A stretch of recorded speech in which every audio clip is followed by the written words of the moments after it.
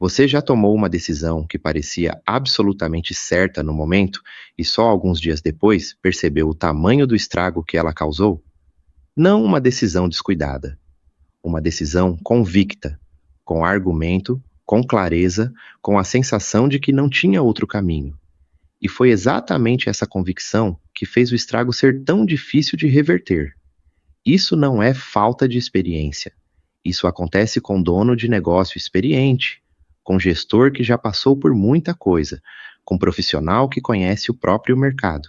E acontece justamente quando a pressão é mais alta, quando mais importa acertar. O que está por trás disso é o que eu quero explorar aqui.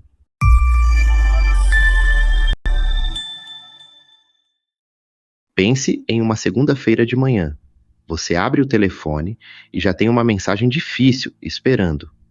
Um cliente insatisfeito, um colaborador que comunicou algo que não deveria, uma situação que exige resposta antes do meio-dia. Nesse momento, alguma coisa muda dentro de você antes de você perceber que mudou. O raciocínio acelera, o foco estreita. A sensação é de que você está mais presente, mais focado, mais afiado do que de costume. E de certa forma está, só que afiado para o problema errado. Porque o que a pressão faz não é clarear o pensamento. O que a pressão faz é afunilar o pensamento. Você passa a enxergar com mais nitidez aquilo que disparou o alarme e passa a enxergar com muito menos nitidez tudo o que está ao redor disso. É como uma lanterna apontada para um canto escuro do ambiente. O feixe de luz ilumina bem aquele ponto e exatamente por isso deixa o resto do ambiente mais escuro do que estava antes.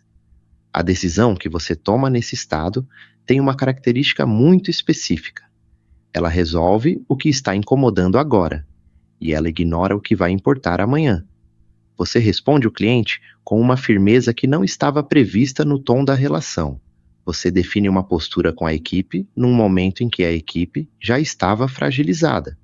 Você corta um processo, cancela uma combinação, encerra uma conversa, porque naquele momento parecia o movimento certo. E parecia o movimento certo porque, no estado em que você estava, a sua mente não tinha acesso ao quadro completo. Ela tinha acesso ao problema imediato, com alta definição, e ao restante, com baixíssima resolução. Isso não é fraqueza. Isso é fisiologia. É o modo como o sistema nervoso responde a uma ameaça percebida, real ou não. O problema é que negócio não é uma situação de ameaça física. Negócio é uma rede de relações, de reputação, de confiança acumulada ao longo do tempo. E esse acúmulo não sobrevive bem a decisões tomadas no pico da pressão, por mais racionais que essas decisões pareçam no momento em que são tomadas. Pense em quantas horas você investiu para que um cliente confiasse no seu julgamento, para que ele fosse buscar você antes de buscar outro, para que ele recomendasse o seu trabalho sem que você tivesse pedido, para que a relação tivesse esse grau de solidez que não se compra com desconto, nem se fabrica com campanha. Esse tipo de coisa se constrói em silêncio, ao longo de muitas interações, muitos pequenos acertos, muitos momentos em que você entregou mais do que foi cobrado. E existe um jeito muito eficiente de comprometer tudo isso. Uma conversa mal conduzida, num momento de pressão alta, em que você estava convicto de que estava fazendo a coisa certa. Não uma conversa grosseira, não um erro óbvio.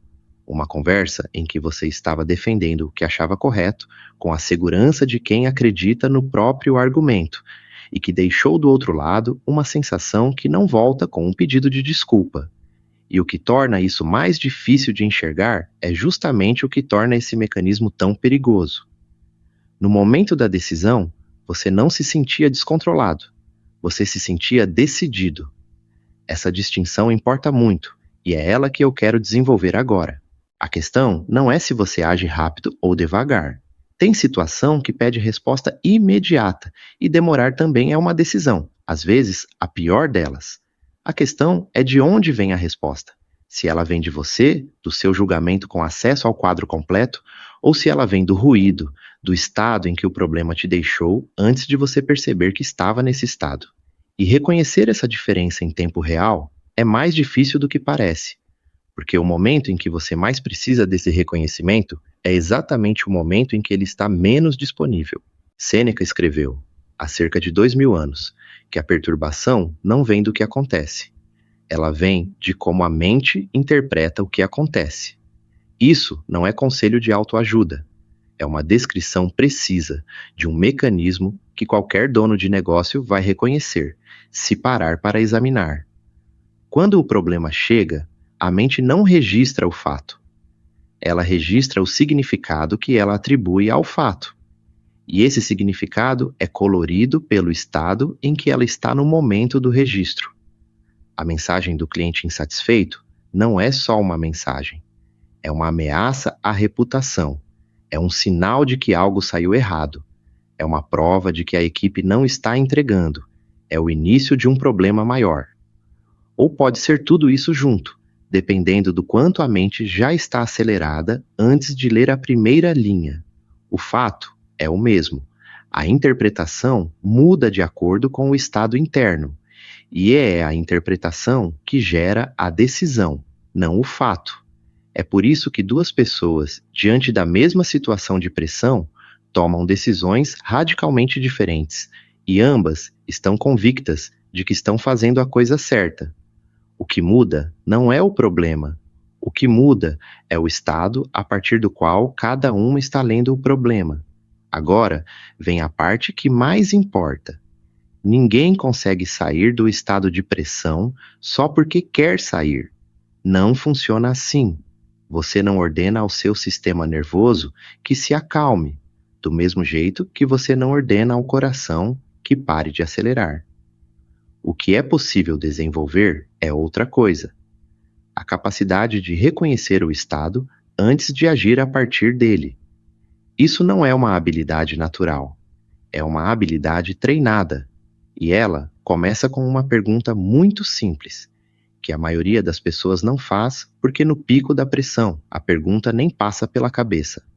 A pergunta é: eu estou respondendo à situação ou eu estou respondendo ao estado em que a situação me deixou? Parece sutil, não é?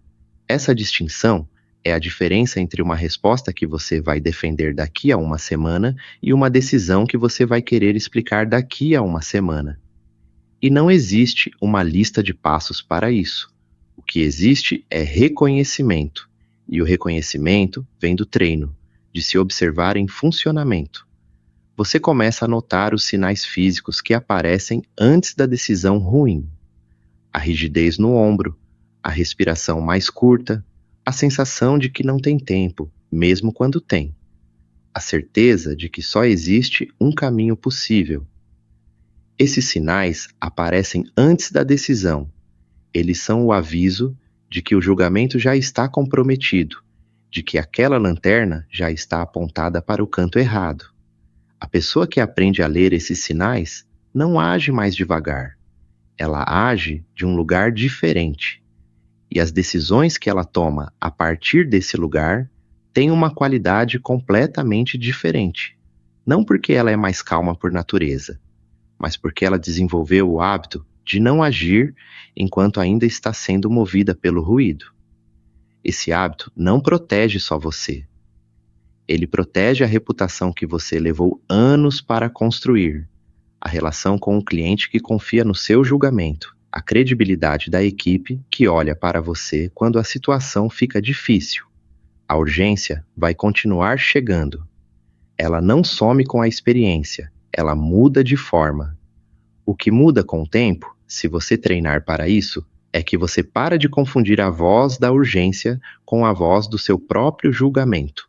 Existe uma coisa que nenhuma ferramenta de gestão resolve: a decisão que você toma convicto de que é a certa, no exato momento em que o seu julgamento já foi comprometido pela pressão. A próxima vez que uma situação urgente aparecer para você, antes de responder, antes de decidir, pause um segundo e observe de onde está vindo o impulso de agir. Se a resposta vier do problema, ótimo. Se ela vier do estado em que o problema te deixou, espera mais um pouco.